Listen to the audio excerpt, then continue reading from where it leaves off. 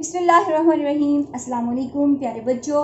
आज first year हमने करना है थर्ड लेवल ऑफ ऑर्गेनाइजेशन, जिसको हम ऑर्गेनेली एंड सेल लेवल कहते हैं। ठीक है बेटा, इससे पहले हमने पढ़ा एटॉमिक, सब एटॉमिक लेवल, और इसके साथ साथ हमने जो पढ़ा था वो मॉलिक्यूलर लेवल पढ़ा था। हमने कहा कि एटम जो है वो बेसिकली डिफरेंट पार्टिकल्स जो हैं वो इसके अंदर मौजूद होते हैं, लेकिन तीन पार्टिकल्स को हमने डिस्कस किया था, इलेक्ट्रॉन, प्रोटॉन्स और न्यूट्रॉन्स को। ये सब एटॉमिक पार्टिकल्स हैं। ये सब एटॉमिक पार्टिकल्स जो हैं वो जो असेंबल होते हैं, इकट्ठे होते हैं, गेट टुगेदर करते हैं, तो वो क्या बनाते हैं, वो एक एटम बनाते हैं। इसी तरह हमारी बॉडी जो है उसका एक बेसिक स्ट्रक्चर है जिस पर पूरी ज़िंदगी का दारोमदार है। उस स्ट्रक्चर को कहा जाता है cell. Cell is the unit of life. Cell is a unit of life. ये ज़िंदगी का यूनिट है, ज़िंदगी इसके अंदर मौजूद है। अब ये सेल जो है ये बेसिकली, हम इसको अगर एग्जांपल देते हैं, इसको आपने डिफरेंट लेवल्स पर अपनी क्लासेस में डिफरेंट ग्रेड्स में इसको पढ़ा था। जैसे एक एग्जांपल को बार बार दिया जाता है कि अगर हम कोई इमारत कंस्ट्रक्ट करते हैं, तामीर करते हैं, तो अगर हमारे पास ईंट नहीं है, ब्रिक नहीं है, तो हम क्या करते हैं, तो हम इमारत जो है उसको खड़ी नहीं कर सकते, उसको बना नहीं सकते, तामीर नहीं कर सकते। यानी ईंट को अगर देखा जाए तो हम कहते हैं कि वो एक बिल्डिंग की बेस है, उसका यूनिट है। लाइक दिस, इस हमारी ज़िंदगी में जो इर्द गिर्द हमें प्लांट्स नज़र आती हैं वो हम बीज से हासिल करते हैं। ठीक है, हम कहते हैं कि अगर हमारे पास पौधे का बीज नहीं है फॉर एग्जांपल, तो हम उससे एक छोटा नन्हा मुन्ना पौधा तैयार नहीं कर सकते जिससे कि एक बड़ा खूबसूरत दरख्त जो है, एक ट्री हमारे पास बन जाए। इसी तरह ज़िंदगी जो है, लाइफ जो है, वो किसके अंदर बंद है? सेल के अंदर। अब सेल क्या है? यूनिट ऑफ लाइफ, जिंदगी है इसके अंदर। अब सेल आगे फर्दर, इसके अंदर क्या चीज मौजूद होती है जो जिंदगी को चलाती है? जिस तरह एटम के अंदर सब एटॉमिक पार्टिकल्स होते हैं, लाइक दिस सेल के अंदर सब सेलुलर स्ट्रक्चर्स मौजूद होते हैं। ठीक है, इसके अंदर क्या मौजूद होता है? सब सेलुलर स्ट्रक्चर्स। ये सब सेलुलर स्ट्रक्चर्स जो एक सेल के अंदर मौजूद होते हैं, जब ये इकट्ठे होते हैं, असेंबल होते हैं एक साथ, क्या उसे कहें कि हम गेट टुगेदर करते हैं। ठीक है, इनके अंदर यूनिटी आती है, एक साथ सम अप होते हैं, तो ये क्या बनाते हैं? ये सेल बनाते हैं। और ये बाउंडेड होते हैं कुछ सेल्स के अंदर एक मेम्ब्रेन में, जिनको हम मल्टी सेलुलर ऑर्गेनिजम्स कहते हैं। उनके अंदर हर सेल जो है वो सेल मेम्ब्रेन के अंदर होता है, और कुछ लिविंग थिंग्स ऐसी हैं जिनके इर्द गिर्द जो है वो एक सेल वॉल भी मौजूद होती है। ये डिफरेंस आ जाएगा एनिमल्स एंड प्लांट्स जो मल्टी सेलुलर से, कि जो प्लांट्स होंगे उनमें सेल वॉल होगी और उसके बाद सेल मेम्ब्रेन है, जबकि जब हम एनिमल सेल की बात करते हैं देन ये starts from the cell membrane, a nuclear membrane that is semi permeable membrane. Is it clear? अब इसके अंदर जो फर्दर स्ट्रक्चर होगा वो न्यूक्लियस होगा। ठीक है, न्यूक्लियस जो है, जैसे तमाम बॉडी जो कंट्रोल है वो हमारे ब्रेन में होता है, इसी तरह सेल का कंट्रोल जो है उसके न्यूक्लियस में होता है, जिसको हम ब्रेन ऑफ द सेल भी कहते हैं। इसके अंदर एक ऑर्गेनेली होगा जिसको power house of the cell कहा जाता है, जिसमें एनर्जेटिक प्रोसेसेस जो है वो होते हैं, और इसको कहा जाता है माइटोकॉन्ड्रिया। ओके, ये है माइटोकॉन्ड्रिया। फिर वैक्यूल्स मौजूद होते हैं। ठीक है, फिर इसके अंदर राइबोसोम्स होंगे, फिर इसके अंदर एंडोप्लाज्मिक रेटिकुलम होते हैं, फिर इसके अंदर प्लास्टिड्स होते हैं, जिनके अंदर आगे जाके क्या होगा, डिफरेंट टाइप के इसमें एक ग्रीन पिगमेंट भी होता है जिसको क्लोरोफिल कहते हैं, क्लोरोप्लास्ट होता है इसके अंदर, जो पौधों में फूड प्रोडक्शन में जो है वो बहुत ज़्यादा इम्पॉर्टेंट है, वैल्यू इसकी बहुत होती है, टू मच सिग्निफिकेंट, क्योंकि ये लीव्स के अंदर जब पौधे अपनी तमाम की तमाम खुराक तैयार करते हैं, वो अपनी फूड प्रिपेयर करते हैं, तो ये उसमें इन्वॉल्व होता है ये ग्रीन पिगमेंट, ठीक है। ये एनिमल सेल में नहीं होगा। अब ये डिफरेंट टाइप्स के ऑर्गेनेलीज डिफरेंट ऑर्गेनिजम्स में मौजूद होते हैं। ये प्रोकैरियोट्स में नहीं होते, ठीक है, प्रोकैरियोट्स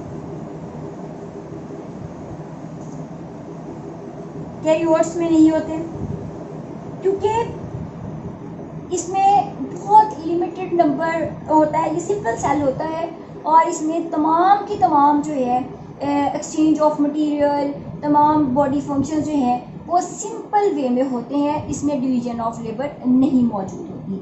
जबकि जब हम यूकैरियोट्स की बात करते हैं,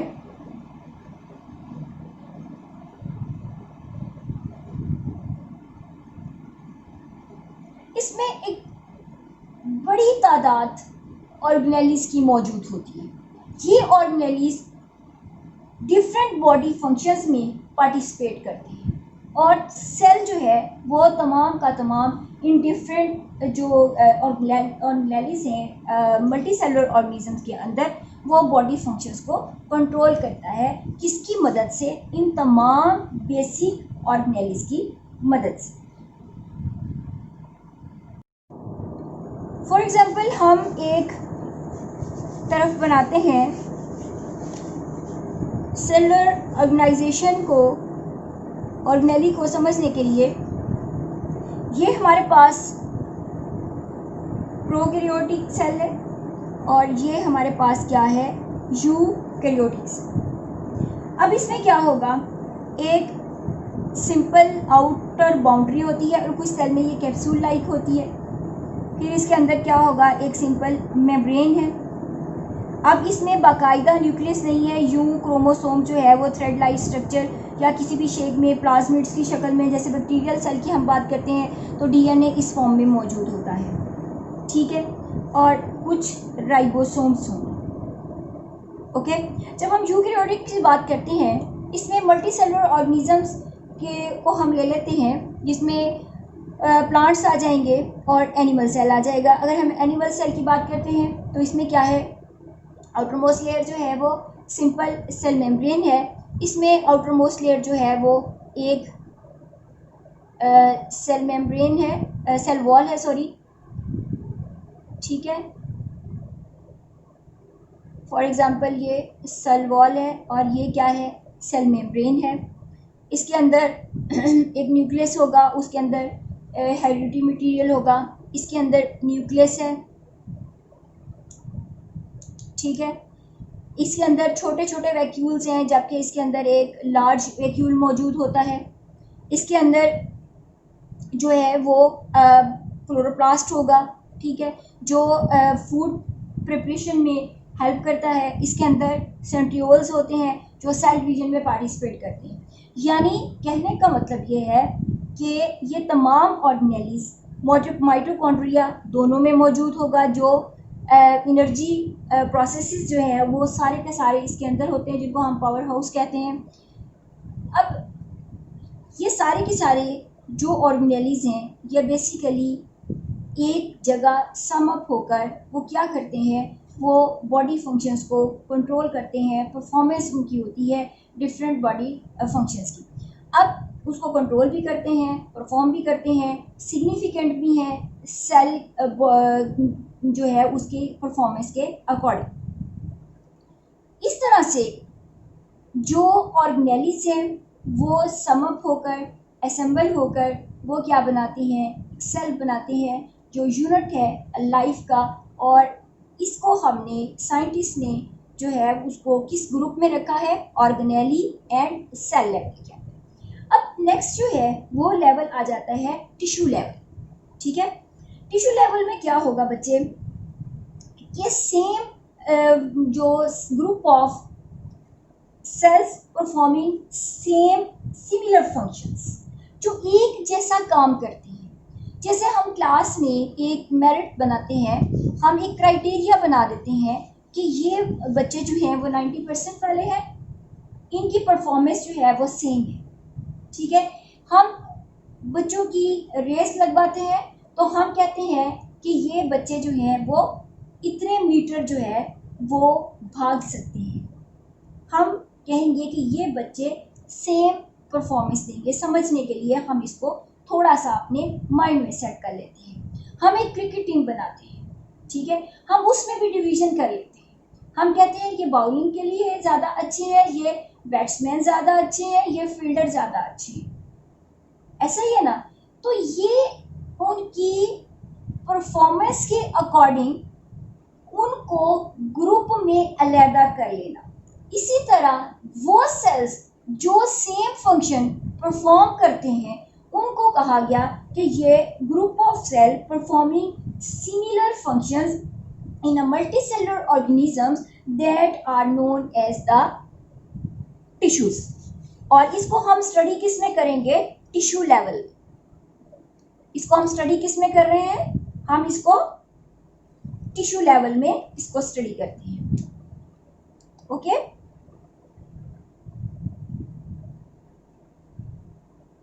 इजी है ये, इसको ज़रा ध्यान से, ज़रा फुल अटेंशन के साथ आप करेंगे तो बेटा कोई प्रॉब्लम नहीं होगी। In multicellular organisms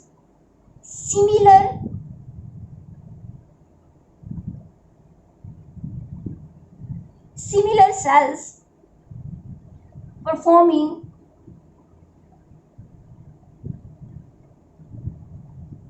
similar function.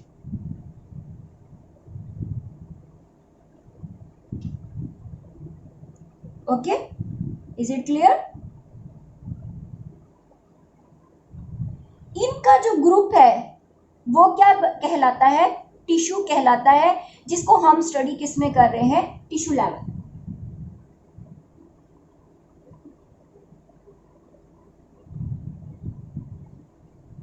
Clear? अब हर जो ग्रुप होगा टिश्यूज का उसका अपना एक फंक्शन होगा। डिफरेंट ऑर्गेनिजम्स में, वो प्लांट्स हैं, वो एनिमल्स हैं, उनके अंदर जो टिश्यूज होंगे, ग्रुप ऑफ सिमिलर सेल्स होंगे, वो डिफरेंट होंगे और उनकी परफॉर्मिंग, उनका फंक्शन जो है वो डिफरेंट होगा। फॉर एग्जांपल अगर हम मस्कुलर टिश्यूज की बात करते हैं, मस्कुलर टिश्यूज ये मसल्स की कॉन्ट्रैक्शन और रिलैक्सेशन में हम कोई परफॉर्म कर रहे हैं, कोई काम, हम चीज उठाते हैं, पकड़ते हैं, ग्रिप करते हैं, हम उसको क्या करते हैं, जोर लगाते हैं, पावर लगाते हैं, तो इनका काम क्या है, उन मसल्स को रिलैक्स करना और उनको कॉन्ट्रैक्ट करना, मस्कुलर टिश्यूज का काम अकॉर्डिंग टू डिमांड। ओके, इसी तरह नर्वस टिश्यूज हैं। हमारे नर्वस सिस्टम में हमारी एक्टिविटीज को कंट्रोल करते हैं। ये आ जाते हैं एनिमल्स, ठीक है। इसी तरह ग्लैंडुलर टिश्यूज हैं, ग्लैंड्स के, जो डिफरेंट क्या के सिचुएशन के अकॉर्डिंग डिफरेंट किस्म की, जो अकॉर्डिंग टू इमोशंस भी कह सकते हैं आप, वो सिक्रीशंस जो हैं वो सिक्रीट करती हैं।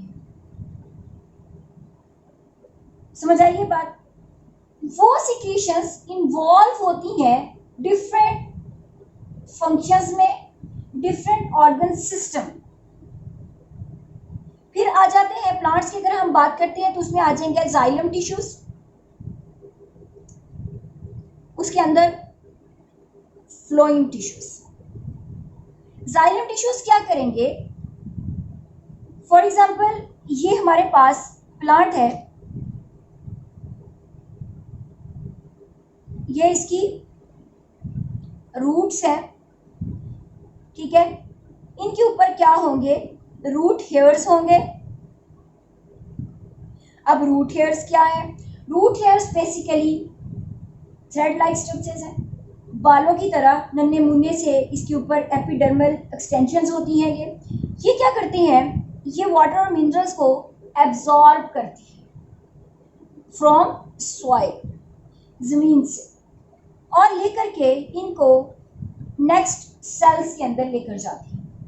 अब उन सेल के अंदर से गुजरते हुए डिफरेंट पाथवेज को अडॉप्ट करते हुए, जिसमें एपोप्लास्ट आ जाएगा, वैक्यूलर आ जाएगा, तो डिफरेंट पाथवेज जो है उनको अडॉप्ट करते हुए ये कहाँ तक पहुंच जाएंगे, जाइलम टिश्यूज तक।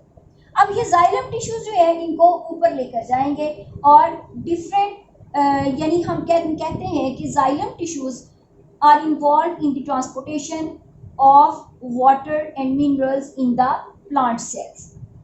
अब पत्ते जो है यहाँ पर, ठीक है, ये क्या करते हैं, ये खुराक बनाते हैं। इन लीव्स को, इन पत्तों को फूड फैक्ट्री कहा जाता है,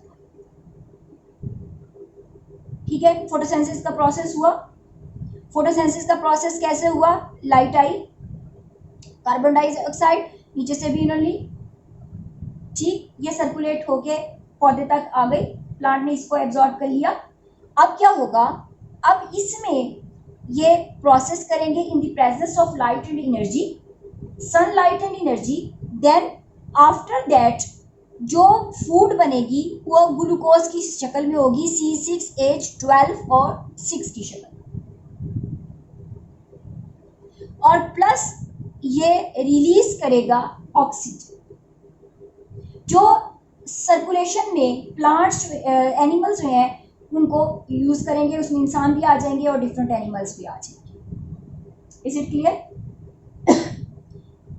अब ये food other parts of the plants, ठीक है, पौधों के दूसरे हिस्सों में, जिसमें क्या है, उसकी ब्रांचेस हैं, स्टेम है और अदर पार्ट्स हैं, वहां तक कैसे पहुंचती है, थ्रू फ्लोइंग टिश्यूज।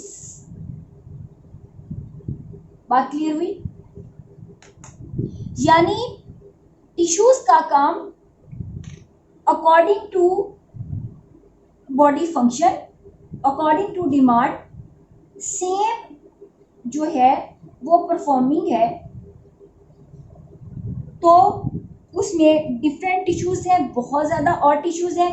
हमने सिर्फ जो है वो क्या पढ़ा है, इसमें 2-3 टिश्यूज को हमने डिस्कस किया है, जिसमें हमने मसल्स टिश्यूज की बात की है, ठीक है।